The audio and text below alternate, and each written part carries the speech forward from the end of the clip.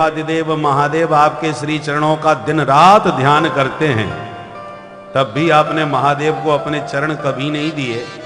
भोले बाबा ने अपने सिर पर आपके चरणामृत को गंगाजल के रूप में धारण करके ही अपने को धन्य मान लिया। चरण नहीं मिले, चरणामृत मिला। राजा बलि ने जब सर्वस्व आपको दान दे दिया, तब आपने एक चरण बलि के माथे पर धर दिया। पर बड़ भागी तो हमारे स्वामी जी काली नांग हैं, ना ध्यान किया ना दान दिया। घर बैठे आप आ गए और दोनों चरणों को जबरदस्ती हमारे मालिक के माथे पर पधरा दिए। ये इनकी कृपा, इनके ऊपर कृपा नहीं तो और क्या है। जय चरणन से निकसी सुरसरी, शंकर जटा समानी, जटा शंकरी नाम पढ़ो है, त्रिभुवन तारण आई, भज मन राम चरण सुखदा। आपके चरणों का बड़ा चमत्कार। भगवान खुश हो गए। देवियों तुम्हारे भाव बड़े सुंदर हैं, बोलो क्या चाहती हो। बोले पति प्राण प्रदीयताम, बस पतिदेव के प्राणों की भीख मांग रही है। खूब कृपा कर दी, पर कहीं हम विधवा न हो जाएं। इनके प्राणों का, इनके जीवन की याचना करते हैं। भगवान बोले तुम कहती हो तो चलो माफ कर देते हैं। तुरंत भगवान फन से नीचे उतरने को हुए, अभी उतर नहीं पाए थे, उतरना ही चाहते थे कि काली नांग एकदम फुसकार भर के तन गया। भगवान तुरंत सावधान हो गए। ए देवियों, तुम हाथ जोड़ के गिड़गिड़ा रही हो, ये हमको अभी भी अपनी अकड़ दिखाई जा रहा है, समझाओ इसको। नाग पत्नियों ने काली नांग को इशारा दिया, जल्दी माथा नीचे करो, नहीं 2 ठुमके में छुट्टी हो जाएगी तुम्हारी। बड़ी मुश्किल से तो जैसे तैसे राजीनामा हुआ है। काली नांग बोला अपराध क्या किया है जो इन्होंने मुझे दंड दिया, किस अपराध का दंड दिया। भगवान बोले दुष्ट कहीं के, विष बमन करके ब्रज का पूरा वातावरण बिगाड़ दिया। पशु पक्षी सब तेरी विषाग्नि से पीड़ित हैं, और फिर कह रहा है मैंने अपराध क्या किया। काली नांग बोला 1 मिनट महाराज, अपराधी को भी तो एक बार अपनी बात कहने का अवसर देना चाहिए। बोलो क्या कहना चाहते हो। बोले सरकार बस आपसे इतना पूछना चाहता हूं कि ये संसार किसने बनाया। भगवान बोले हमने बनाया। ओहो, तो आप ही जगन्नाथ हो। यदि आपने सारा संसार बनाया तो हम सर्पों को किसने बनाया। भगवान बोले जब सारी दुनिया बनाई तो सर्प भी हमने ही बनाए। यदि आपने सर्प बनाए हैं तो हम सर्पों को जन्मजात मुख में जहर किसने दिया है। भगवान बोले वो भी हमने ही दिया है। तो हम सर्पों को महाक्रोधी किसने बनाया है। भगवान बोले वो भी हमने ही बनाया है, तमोगुण भी हमने ही दिया है। काली नांग बोला बस हो गया फैसला तेरा, तुझको अर्पण क्या लागे मेरा। अब ईमानदारी से न्याय करना सरकार। जब सर्प शरीर आपने दिया, मुख में जहर भी आपने भर दिया, स्वभाव में भयंकर क्रोध भी आपने दे दिया, तो आपकी वस्तु यदि हम आपको ही दे रहे हैं तो हम अपराधी कैसे हो गए। यदि विष बमन करना हमारा अपराध है तो इस अपराध के मूल कारण आप भी हैं। भवान ही कारणम तत्र सर्वज्ञो जगदीश्वर। आप जगदीश्वर हैं। यदि विष इतना बुरा है तो आपने हमको क्यों दिया भाई। समुद्र मंथन से विष और अमृत दोनों निकले। यदि विष की जगह अमृत की 2 बूंदें टपका दी होती तो दुनिया में हम सबके प्यारे बन जाते, घर घर में तोता मैना की तरह पाले जाते, चकाचक दूध पी करके मस्त रहते। पर इस जहर के कारण अनावश्यक अपने रास्ता जाने वाले सर्पों को भी लोग देखते ही मुंह कुचल के मार डालते हैं। बोलो गलती किसकी। भगवान की तो बोलती बंद हो गई। ये तो बहुत पढ़ा लिखा मालूम पड़ता है भाई, बड़ा होशियार है। हंसने लगे भगवान और बोले भाई तेरी बात बिल्कुल सही है, पर हमारी भी सुन। कहो महाराज। भगवान बोले यदि हमने सर्पों को विषैला बनाया है, उन सर्पों को रहने के लिए अलग से देश रमणक द्वीप भी बना करके दिया है। जब हमने तुम्हारे रहने के लिए अलग देश बना के दे दिया तो तुम अपने सर्पों के साथ उस बनाए होगे अपने देश में रहो। हमसे देश भी अलग ले लिया और फिर भी हमारे देश में बैठे बैठे तुम चारों तरफ से जहर फैला रहे हो। बोलो राधे राधे। यदि आपको यहीं पर जहर बैठ करके फैलाना था तो हमसे देश के टुकड़े ही क्यों करवाए। और यदि रहना ही है तुम्हें तो सौहार्द के साथ रहो, भाईचारे के साथ रहो। पर तुम तो भाई को ही चारा बना के खाना चाहते हो, तो ऐसे कोई भाईचारा चलेगा क्या।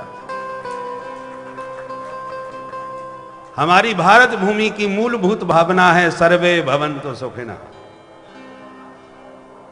वसुधैव कुटुंबकम। हम तो सारी धरती को अपना कुटुंब मानते हैं, अपना परिवार मानते हैं। ये हम भारतीयों का उदार हृदय है।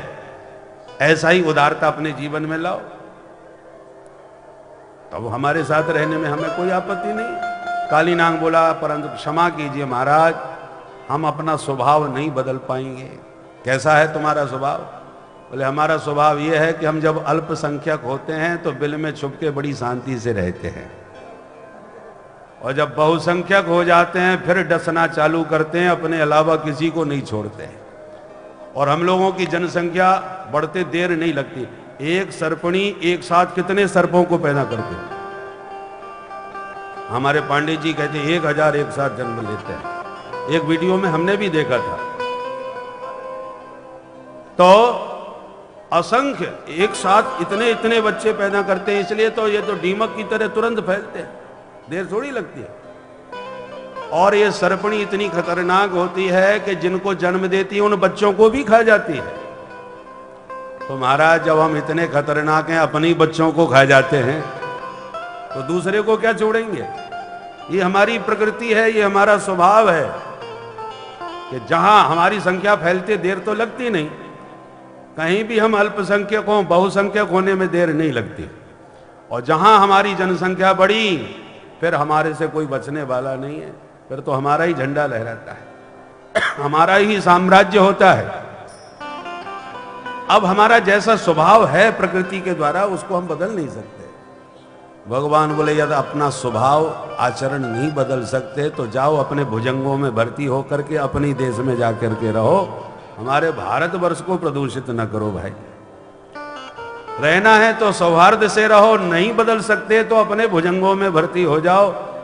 जिस देश में बड़े बड़े नाग बैठे हैं और सारे विश्व में अपना विष फैला रहे हैं, उन विषधरों में तुम भी भर्ती हो जाओ। और भारत को विषाक्त मत बनाओ। बोल भारत माता की जय।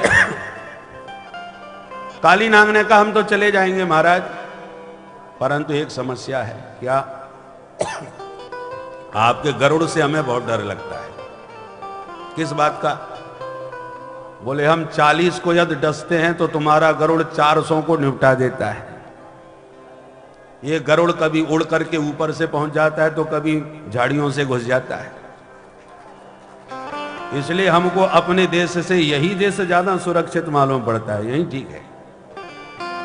और वहां तो हम तब जाएंगे जब आप हमारी सुरक्षा की गारंटी देंगे। भगवान बोले सुनो, हमारा गरुड़ हमारा भक्त है, हमारा वाहन है। ये उन्हीं भुजंगों को खाता है जो राष्ट्र में रह करके राष्ट्रद्रोह का काम करते हैं। खाते यहां का है, बजाते वहां का है। तो ऐसे जो देशद्रोही हैं, हमारा गरुड़ चुन चुन के उन्हीं नागों को ठिकाने लगाता है। और यदि तुम राष्ट्र प्रेमी बन करके रहो, जिसका खाओ उसकी बजाओ, जिस देश जाति में जन्म लिया बलिदान उसी पर हो जाएं, वह शक्ति हमें दो दयानिधे कर्तव्य मार्ग पर डट जाए। कर्तव्य परायण बनो। अरे तुम यदि अपने धर्म का आचरण करोगे, राष्ट्रभक्ति दिखाओगे, तो हम तो तुम्हें राष्ट्रपति बनाने को तैयार हैं और बनाया भी है। पर राष्ट्र प्रेमी बन के तो दिखाओ। गले भी लगाएंगे, राष्ट्रपति बना के भी तुमको आदर देंगे, पर राष्ट्रद्रोहिता का काम करोगे तो गरुड़ से बच नहीं सकोगे। तो भगवान बोले नाच नाच के अपने चरणों की मोहर लगा दी हमने तुम्हारे फन पर, इसलिए अब तुम्हें गरुड़ से किंचित भी डरने की आवश्यकता नहीं, निश्चिंत होकर के जाओ।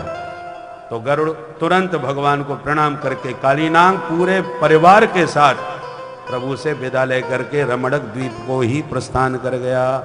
जो ब्रजवासियों ने देखा कन्हैया बाहर आ रहे हैं, सारे ब्रजवासी दौड़ करके कन्हैया को हृदय से लगा लिए और ऐसा अनुभव किए जैसे मृत शरीर में प्राण वापस लौट के आ गए हों। बोल काली मर्दन भगवान की। इस प्रकार से भगवान ने कालीनाग का निग्रह करके ब्रज को विष मुक्त करके दिव्य वातावरण बनाया और रात्रि में विश्राम किया तो अचानक आग लग गई, दावाग्नि। ब्रजवासी भयभीत होकर चिल्लाने लगे तो भगवान बोले आंख बंद करके सब बैठ जाओ। जैसी नेत्र बंद किए तो भगवान संपूर्ण दावाग्नि का पान कर गए। भगवान अग्नि पान कर जाएं तो आश्चर्य की बात नहीं, क्योंकि अग्नि का जन्म ही इनके मुख से हुआ है। मुखादग्निरजायत। भगवान ने अग्नि पान करके ब्रजवासियों की रक्षा करी। अब ग्रीष्म ऋतु आई, फिर ग्रीष्म के बाद बरसात आई, बरसात के बाद शरद आई। शरद के सुहावन काल में भगवान ने ऐसी मस्त होकर मुरली बजाई, गोपियां सब की सब बंसी की दीवानी हो गई। बरहा पीडम नटवर बपु कर्णयो कर्णिकारम बिभ्रदवास कनक कपिसं भजयन्ती जमाना रंधाण वेणोरधर सुदया पूरयन् गोप वृंदै वृंदारण्यं स्वपद रमणं प्राविशद गीत गीत।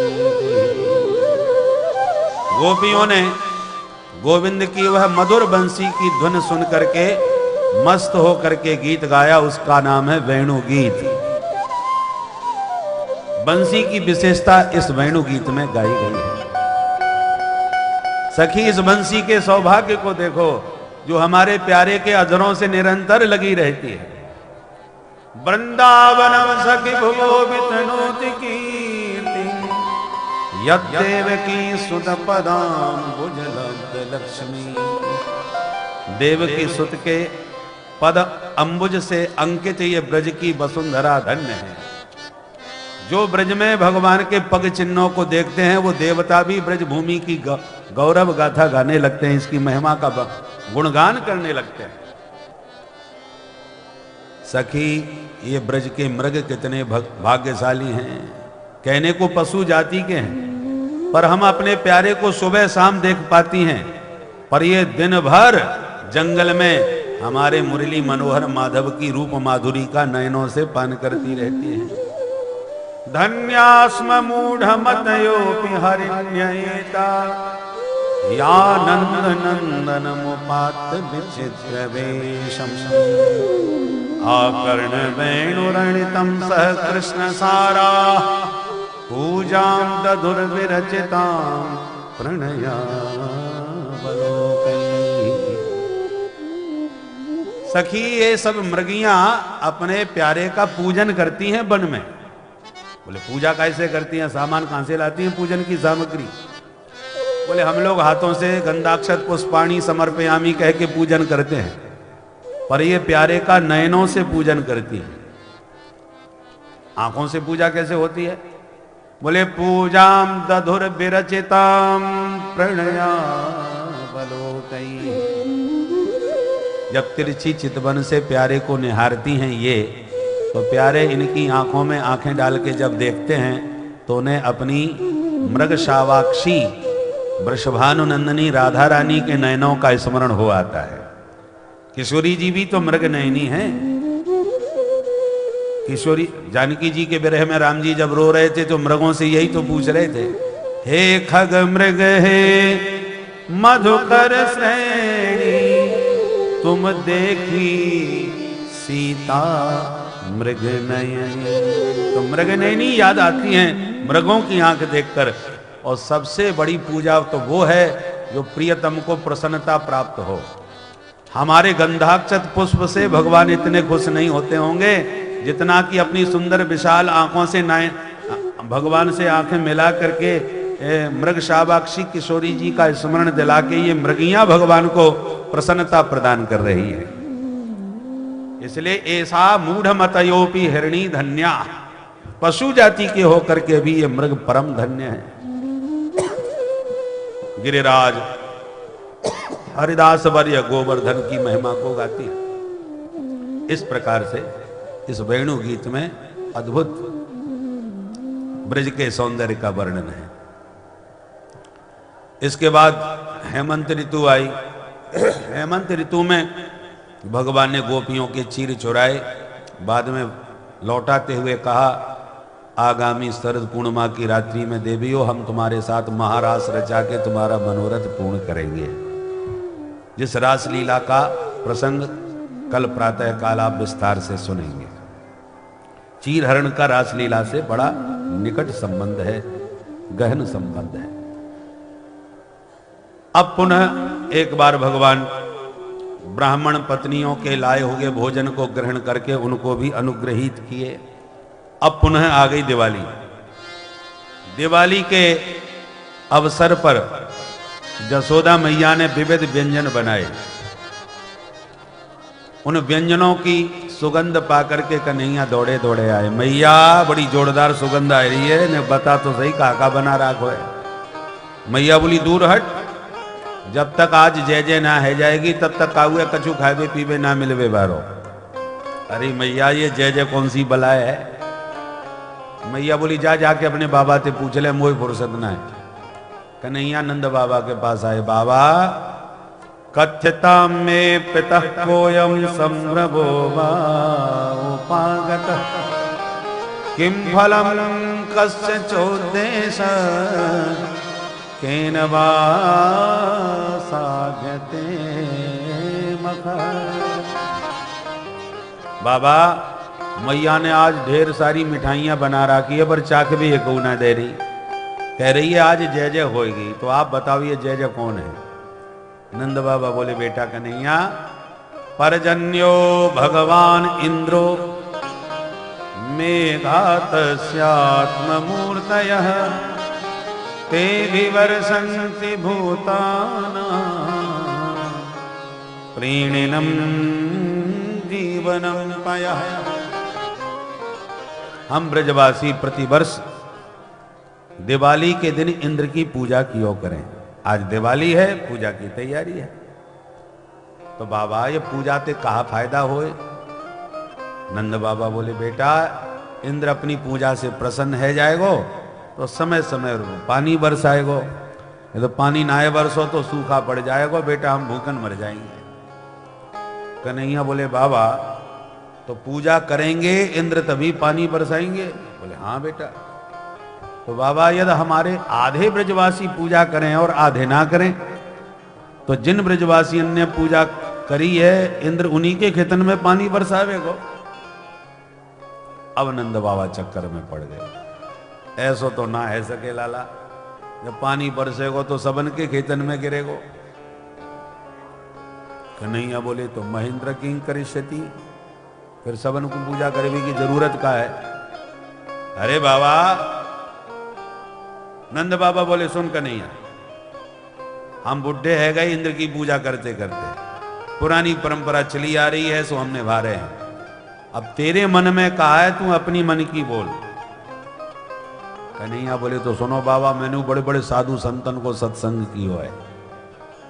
साधु संत एक ही बात समझावे, कर्मणा जायते जंतु कर्मणैव विलीयते, सुखम दुखम भयम क्षेमम कर्मणैव विपद्यते। बाबा को कहा हुए सुख दुख नाय दे, सब अपने अपने कर्मन को फल भोगें।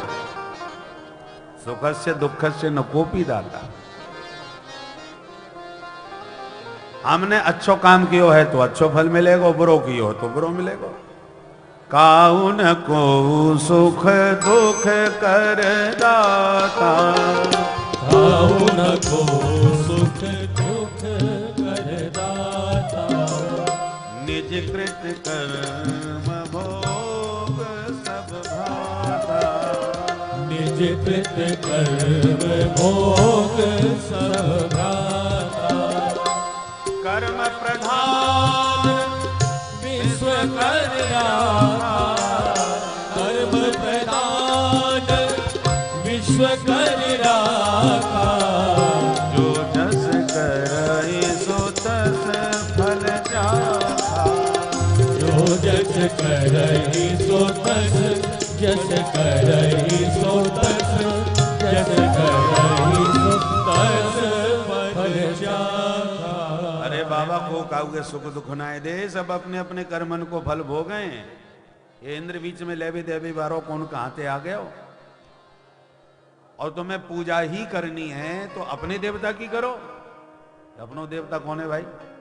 बोले अपनो प्रत्यक्ष देवता है गिरिराज गोवर्धन नाथ, प्रत्यक्ष देवता हैं। गो विप्रानल पर्वतान, गौ माता, विप्र देवता, अग्नि देवता और ये पर्वत, ये चार प्रत्यक्ष देवता हैं। और देवता तो परोक्ष हैं और ये तो प्रत्यक्ष हैं। ब्राह्मण देवता है, गौ माता है, गो विप्रानल पर्वतान, इन प्रत्यक्ष देवताओं की पूजा करो। बहुत कर ली देवराज की पूजा, आज गिरिराज की पूजा होगी। ठीक है लाला, तो पक्की रही। पर ये बता, तेरो देवता ये गिरिराज, या की पूजा कैसे होगी? कन्हैया बोले पूजा में और कछु ना चाहिए, वह खाए कुछ चकाचक माल होना चाहिए। मेरो देवता तो खाए से खुश रह जाए। ठीक है लाला। बाबा ने आदेश सुनाई दिया तो घर घर में विविध मिठाइयां बन के तैयार होने लगी। ब्रजवासी ने बढ़िया बढ़िया पकवान बनाए, थालियन में मिठाइयां सजाई, ला करके कन्हैया को दिखाई। देख लाला कितनी सारी मिठाई। कन्हैया खुश रह गए। चलो गिरिराज जी की पूजा करें। पकवान ले ले करके पहुंच गए गोवर्धन की तलहटी में। ब्रजवासी बोले कहाँ है तेरो देवता? भगवान बोले दी सुना रहे, ये 7 कोस के लंबे चौड़े इतने बड़े, इतनो बड़ो देवता या की पूजा कैसे करेंगे? भगवान बोले हम जैसे बताएं वैसे करो। तो बताओ। बोले जाओ जा करके पहले देवता को नवाओ। तो भर भर के मटका जमुना जल लावे लगे, ब्रजवासी चढ़ावे लगे गिरिराज जी के ऊपर। और 7 कोस के गिरिराज हजारन मटका जमुना जी के जल के भर भर के चढ़ाई दिए। थक करके सिर पकड़ के ब्रजवासी बैठ गए। कन्हैया अपने बस की बात ना है भैया, ये शालिग्राम भगवान ना है जो 100 ग्राम पानी में डुबकी मार के बैठा दे। 7 कोस को देवता कब तक याकू नवावे? 1000 कलश पानी के पटक दिए और या देवता की मूछों की ली ना भाई, 5-7 दिना तो नवाबे में निकस जाएंगे। कन्हैया बोले चिंता मत करो, देवता से प्रार्थना करो। तो देवता हमारो गंगा जी है, यहाँ प्रकट कर देगो, बुलाई लेगो, तो प्रेम से नवा दीजो। ऐसा है ये देवता? बोले हाँ। और कन्हैया ने मन ही मन गंगा जी का आह्वान किया तो गोवर्धन की तलहटी में मानसी गंगा की दिव्य धारा प्रकट हो गई। बोल मानसी गंगा की जय। हर हर गंगे। ब्रजवासी गदगद है गए। देवता भाई चमत्कारी है, जाने तो गंगा प्रकट कर दी हाल। तुरंत भर भर के कलश चढ़ावे लगे। बड़े प्रसन्न ब्रजवासी, भैया देवता तेरो चमत्कारी है। कन्हैया मान गए। अब बोले गंधा अक्षत पुष्पाणी समर्पयामि, गोविंद कहते गए, ग्वाला चढ़ाते गए। हाँ भैया लगाओ भोग। आदेश मिलते ही पकवान सब परोस के धर दिए, अन्नकूट। नंद बाबा बोले अब पर्दा डालो, भोग लगेगो। कन्हैया बोले रहने दो बाबा, तेरो देवता होगो पर्दा में घुस के गावे बारो, मेरे देवता को पर्दा की जरूरत ना है, वो चौरे में भोग लगाएगो। ऐसो कैसो देवता